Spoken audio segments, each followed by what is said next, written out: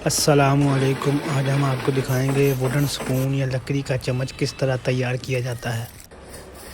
सबसे पहले एक लकड़ी का छोटा सा टुकड़ा काटा जाता है, उसके ऊपर से उसका कवर उतारा जाता है, मैंने स्पिनर के अंदर लगा के उसको प्लेन काटा जाता है। ये देखें, जैसे ही प्लेन आएगा उसको रख लिया जाएगा। ये देखें, ये प्लेन हो गया, ये उसको आगे रख लेंगे। ये देखें, ये आगे आ रहा है और ये कटर काट रहा है, ये वेस्ट है, ये चम्मच आ रहे हैं।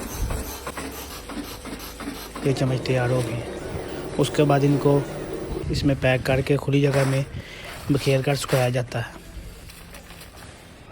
देन इनको फिर इकट्ठा करके इस मशीन के अंदर डाला जाता है। सारे इसमें डाल के फिर इसको अच्छी तरह बंद किया जाता है। देन इसको ऑन किया जाता है। ये चम्मच ऑलमोस्ट तैयार है। वीडियो अच्छी लगी हो लाइक और शेयर करें।